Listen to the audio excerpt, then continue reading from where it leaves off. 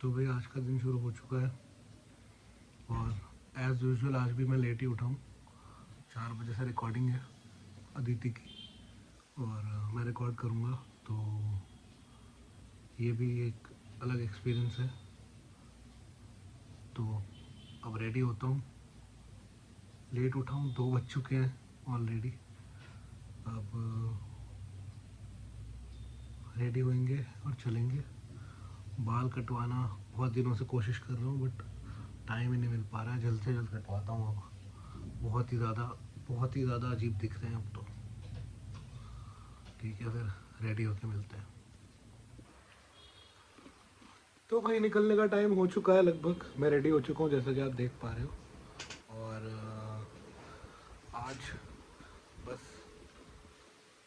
Dubbing करनी है, recording करनी है मुझे, क्योंकि अदिति के गाने हैं, उसको गाने हैं और वो अभी लंच कर रही है। बस लंच करके निकलेंगे। तो यार बहुत दिनों से मैं एक ही घड़ी पहन रहा था, तो कोशिश ये है कि आज दूसरी घड़ी पहनूं। ये टाइम एक्स की पहन लेता हूँ बेसिक से। थोड़े दिनों से मैं जी शॉक दिखा रहा था, आज टाइम एक्स की पहन लेता हूँ।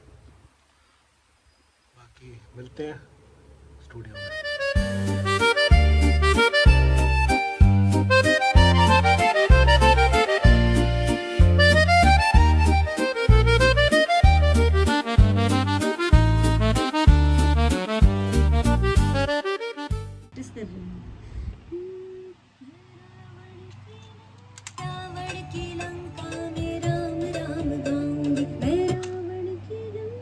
आज का काम इतना ज़्यादा डिले हो गया हमारी गलती की वजह से।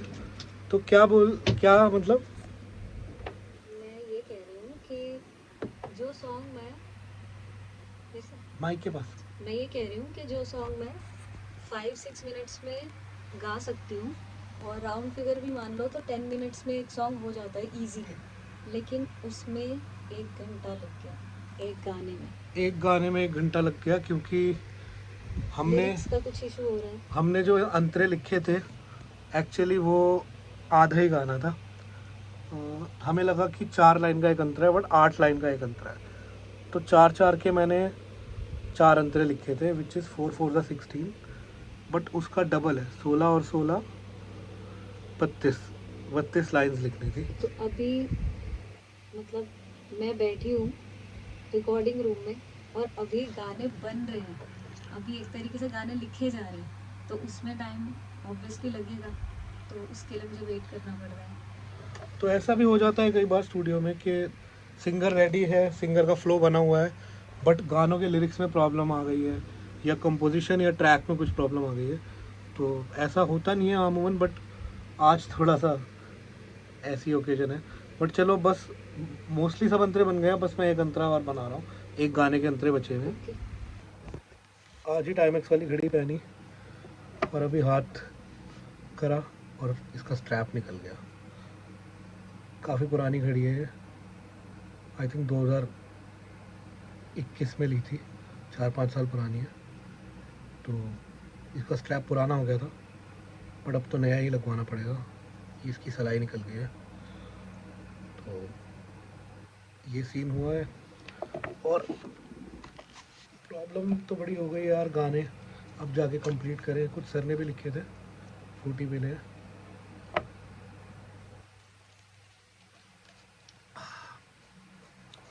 तो लेट्स सी कितनी जल्दी काम खत्म होता है। आज काफ़ी लेट हो गए। अब जो भाई फुल ऑन, आज तो बहुत लंबा काम चला और अदिति भी बेचारी बोर हो गई क्योंकि अंतरे बहुत ज़्यादा, देखो मेरी, अंतरे बहुत लंबे, जब हम आ रहे थे तब क्या हालत थी और अब क्या हालत है। बहुत ज़्यादा करेक्शन थी और रिकॉर्डिंग काफ़ी खिंच गई। अभी भी 3 ही गाने हुए हैं, 3 बाकी हैं, तो आज काम पूरा नहीं हो पाया। परसों रखी है रिकॉर्डिंग, बाकी का काम परसों करेंगे। अभी बस घर निकल रहे हैं, घर पहुंच के बाकी का काम करना है। आज सारा रूटीन हिल चुका है, सब लेट हो चुका है।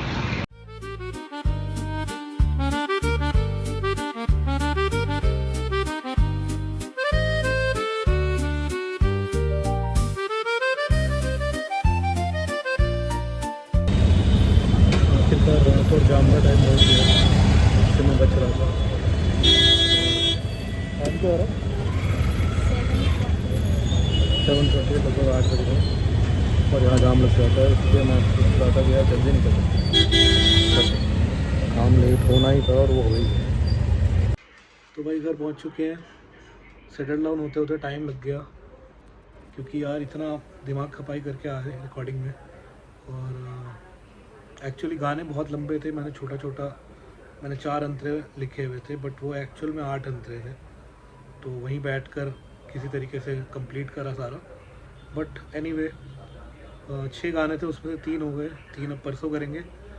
हाँ, बाकी के काम करते हैं जो आज करने हैं।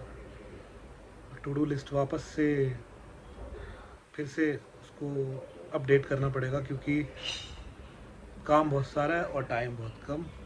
तो फिर से अपडेट करते हैं उसको और बैठते हैं काम पे। Okay bye. भाई मेरा जितना भी प्लान था बहुत सारे काम करने का, आई डोंट थिंक आज भी हो पाएगा, बट लगे रहूँगा मैं, हार नहीं माननी है। और डिनर करने वाला था, कनिष्का दीदी का फ़ोन आ गया उसमें कि भाई मैं आ रही हूँ, वो शो की ऑडियोज़ करनी है, एक गाना करना है उसका, उन्हें वीडियो निकालनी है यूट्यूब पे, तो वो मिक्स करना है ऑडियो। तो होपफुली वो थोड़ी देर में आ जाएंगी। पहले हम लोग डिनर करेंगे, देन वील वर्क, और उसके बाद फिर वैसे आज एक कमिटमेंट मेरा छूट गया। मुझे एक सिंगिंग रील डालनी थी अपनी इंस्टाग्राम और यूट्यूब शॉर्ट्स पे, मेरे मेन चैनल पे, तो वो नहीं हो पाया। होपफुली आज रात को बना लूँगा और कल वो अपलोड कर दूँगा। तो अभी यही है कि स्टिक करना है टाइम टेबल से, बट काफ़ी दिक्कतें आ रही हैं यार। अभी मेन चीज़ तो मैंने स्टार्ट ही नहीं करी है, जो मेरे को सबसे ज़्यादा जिसकी मुझे ज़रूरत है, दैट इज़ जिम।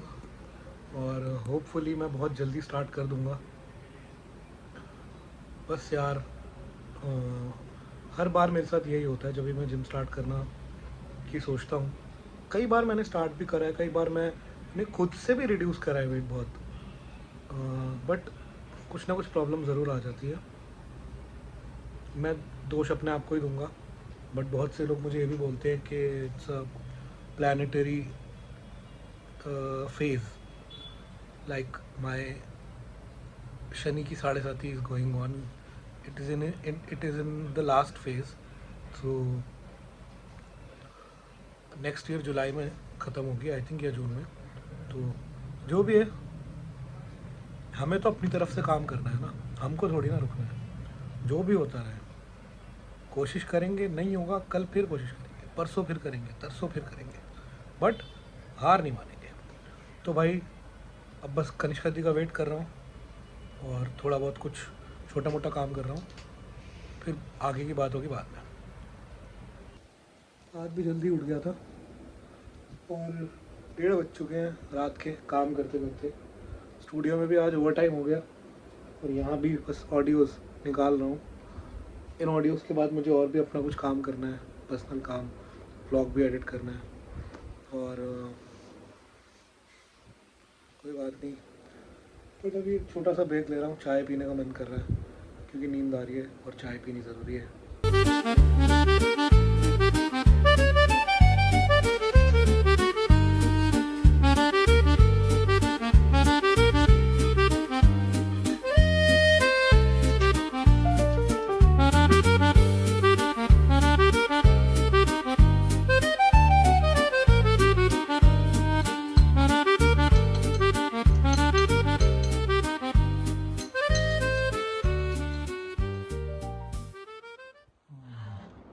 तो भाई चाय बन गई है,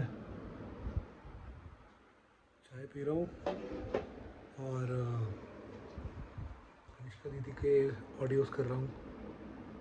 कनिष्का दीदी भी बहुत लगी हुई है अपने सेट को लेकर, अपने बैंड को लेकर। एक्चुअली क्या है ना कि 2018 में वो द वॉइस इंडिया में आई थी, तो उनके 2 क्लिप्स बहुत ज़्यादा वायरल हुए थे यूट्यूब पे, जिसमें एक क्लिप था जिसमें वो हाय रामा गा रही हैं, हाय रामा ये क्या हुआ, फ्रॉम द मूवी रंगीला। तो रहमान साहब उसमें जज थे और अदनान सामी, कनिका कपूर और हम Armaan Malik, there was one more जज, think it was sorry I don't remember, but 4 जजेस थे और एक महाजज थे अपने रहमान साहब। तो मेरी दीदी बहुत बड़ी फ़ैन है रहमान साहब की, तो उन्होंने हाय रामा उनका जो ऑडिशन सॉन्ग था वो था, और आफ्टर दैट उन्हें चांस मिला इश्क बिना क्या जीना ताल फिल्म का रहमान साहब के साथ डुएट गाने का। तो मैं वहीं पर ही था। एक्चुअली मैं उन दिनों मुंबई में रहता था, और मेरे जो जीजा जी हैं अभी, उस टाइम वो फियांसे होते थे, तो वो उन्हें बुलाया गया था और मुझे बुलाया गया था क्योंकि आई वॉज अवेलेबल। तो हम दोनों वहाँ बाहर खड़े हुए थे जहाँ पे फैमिली खड़ी होती है, हमारे भी शॉट्स थे वहाँ पर, और हम लोग भी कनिष्का दीदी के साथ हम लोग भी टीवी पर आए थे उस टाइम पे। तो उस टाइम के बाद से, हालांकि 2-3 एपिसोड के बाद वो आउट हो गई थी, बट उनका दिल्ली सर्किट में बहुत अच्छा नाम हो गया था। तो फिर वो और शोज़ करने लगी, उनके और प्राइसेस बढ़ गए, धीरे धीरे वो एक बड़े बैंड में ज्वाइन हुई, उसके बाद वो छोड़ा, वहाँ से किसी और बैंड में ज्वाइन हुई। तो अभी वो फ़िलहाल अपना सेट पर काम कर रही हैं। 2022 में शी स्टार्टेड, 22-23 में, तब मैं उनके साथ फुल फ्लेजेड था। फिर 23-24 में मेरा प्रोग्रामिंग और ये प्रोडक्शन का काम बहुत ज़ोर पकड़ लिया था। अभी एआई की वजह से थोड़ा सा कम है, तो again I am with her and trying to do as much as possible for her. खुद को पूरी तरीके से मैं डिवोट कर रहा हूँ क्योंकि यार I want to see her somewhere. और same thing goes with my जो अदिति है, कनिष्का जी से छोटी वाली, उसके लिए भी जितना होता है मैं करता हूँ। और दोनों बहनों के लिए मैं पूरी तरीके से यार बस जो मेरे से हो सकता है मैं करता हूँ। बाकी अपने काम भी मेरे रहते हैं, तो कभी कभी कॉम्प्रोमाइज़ हो जाते हैं, बट कोई बात नहीं यार। आई थिंक इतना तो फैमिली में चलता है। और रही बात मेरी कॉन्शियसनेस की,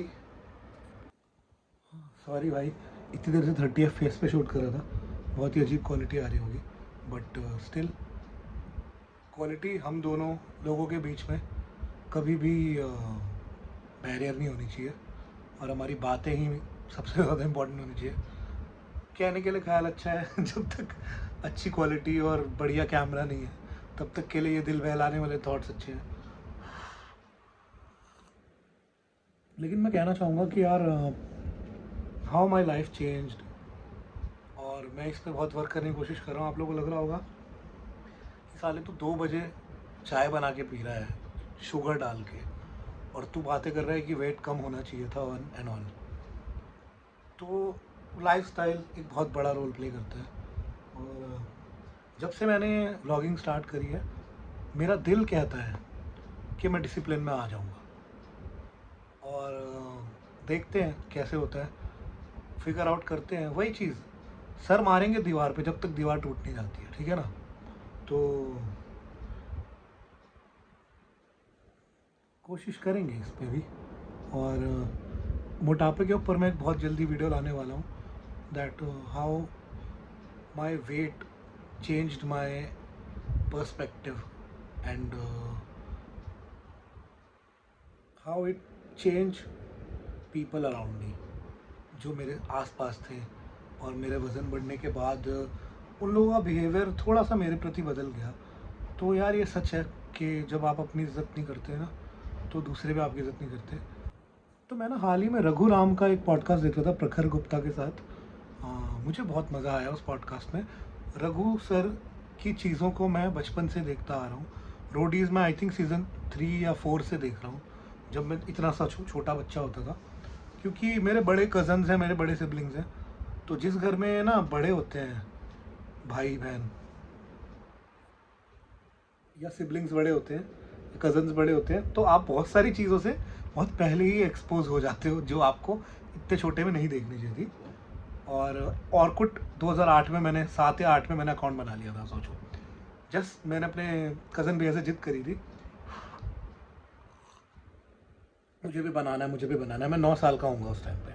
मैंने ऑर्कुट बनाया था, अंडरटेकर की फ़ोटो लगा रखी थी उस पर, ऐसे पता नहीं वो जो एक उसका वेपन होता है वो पकड़ा हुआ था अंडरटेकर ने। I was a big fan of WWE at that time यार। उस टाइम कोई मुझे देख लेता, मैं सिर्फ अंडरटेकर की बातें करता था। तो बस यार यही सब चीज़ें हैं। रघु का मैंने जो इंटरव्यू देखा उसमें ना उन्होंने एक बात कही थी, टॉपिक से देखो मैं भटक जाता हूँ, आप लोग मेरे को याद दिलाते रहा करो। तो उस इंटरव्यू में उन्होंने बोला था उनके बाल जाने लगे ना, तो ही फेल्ट कि यार अब मेरे को पूरा साफ़ कर लेना चाहिए। तो उन्होंने सबको एक बात बताई कि यार गंजे लोगों को विलन, और जो लड़कियां छोटे या कम कपड़े पहनती हैं उनको वैम्प, और मोटे लोगों को कॉमेडियन। ये हमारे इंडियन सोसाइटी का एक पर्सपेक्टिव है। This is so true. जब से मतलब मैं एक बात कहूँगा, वज़न बढ़ने से आपकी पर्सनैलिटी चेंज हो जाती है, लोग आपको अलग तरह से ट्रीट करने लगते हैं। मैं 27 ईयर्स का हूँ और आई थिंक मुझे पर्सनली, मैं शीशे में देखता हूँ तो मुझे नहीं लगता कि मैं 27 का हूँ। I look older. So this is the main thing. आपकी एज ज़्यादा लगती है, आपको कई तरह की प्रॉब्लम्स होती हैं, तो उन सब चीज़ों से मुझे लड़ना है एंड आई विल फाइट। और एक और चीज़, हारना मत कभी भी किसी चीज़ से ज़िंदगी में ना, गिव अप मत करना। मैं बहुत बार कर चुका हूँ और बहुत बार हार चुका हूँ, निराश हो चुका हूँ, बट अब मुझे समझ में आता है कि ठीक है ना यार, कोई बात नहीं, करते करते कर लेंगे, हो जाएगा, कुछ तो होगा। दाढ़ी भी बढ़ गई है छोटी छोटी, सोच रहा हूँ अब छोड़ ही दूँ इसको, शेव ना करूँ। आप लोग बताओ क्या करना चाहिए। ठीक है, तब तक के लिए बाय, और अब बस मिलते हैं बाद में।